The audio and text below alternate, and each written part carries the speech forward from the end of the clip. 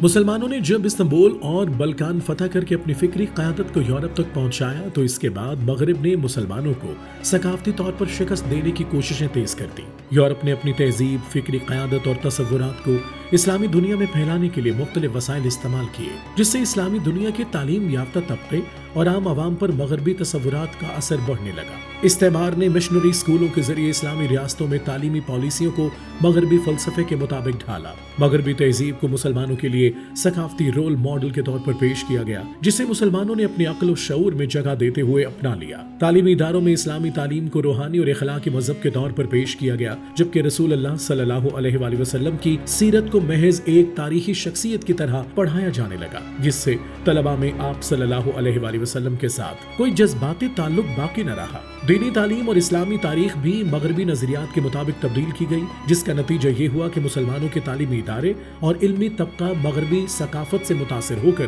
اسلامی تہذیب کو رد کرنے لگا۔ مغربی مشنریوں کے اثرات صرف تعلیم یافتہ طبقے تک محدود نہیں رہے، بلکہ اسلامی ثقافت کے دائیں بھی من گھڑت پروپیگنڈے کا جواب دینے میں مشغول ہو گئے۔ مغربی الزام تراشیوں کے جواب میں اسلامی نصوص کی غلط تعویلات کرنے لگے، جس سے مغربی حملوں کو مزید تقویت ملی۔ چنانچہ مغربی استعمار کی مشنریوں کا ہی اثر تھا کہ جب حکومت کے لیے جمہوریت اور اقتصاد کے لیے سرمایہ داری جیسے کفریہ نظام نافذ ہوئے تو مسلمانوں کو اس تبدیلی پر کوئی تشویش نہ ہوئی۔ مسلمان اللہ تعالیٰ کے اس فرمان سے غافل ہو چکے تھے، اور جو اللہ تعالیٰ کے نازل کردہ احکامات کے ذریعے فیصلہ نہ کرے تو ایسے لوگ ہی کافر ہیں۔ مغربی تہذیب کے تصورات کو اسلامی تعلیمات سے ہم آہنگ کرنے کی کوششوں میں مسلمان اپنی تہذیب سے دور ہوتے چلے گئے، اور مسلم علاقوں کے دانشوروں نے مغربی تہذیب کو اپنا لیا، جبکہ اسلامی ثقافت انہیں حقیر معلوم ہونے لگی، یہاں تک کہ انہوں نے اسلامی ثقافت کو ہی زوال کا سبب جاننا شروع کر دیا۔ یوں مسلم دنیا اللہ تعالیٰ کے احکامات،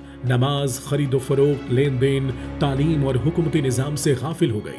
قرآنی احکام کی اہمیت کو بھلا دیا گیا، جیسا کہ اور یہ کہ آپ صلی اللہ علیہ وآلہ وسلم کے درمیان اللہ کے نازل کردہ احکامات کے مطابق فیصلہ کریں۔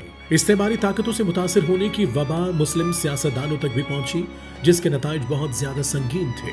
استعمار نے سیاستدانوں کو خریدا اور انہیں خلافت عثمانی کے خلاف محاذرائی پر تیار کیا۔ یہ سیاستدان اپنے ذاتی مفادات اور بیرونی ریاستوں کے ساتھ تعلقات پر توجہ مرکوز کرتے رہے اور مغربی نظریات کے زیر اثر آ کر اسلامی اصولوں کو فراموش کرنا شروع کر دیا۔ اسی دوران مسلمانوں میں مغربی تصورات کی پذیرائی اور ان کی زندگیوں میں مغربی تہذیب کا غلبہ بڑھتا گیا۔ وہ دین اسلام کو صرف روحانی اور اخلاقی پہلو تک محدود سمجھنے لگے، جبکہ دنیاوی معاملات میں اسلامی احکام کو نظر انداز کر دیا۔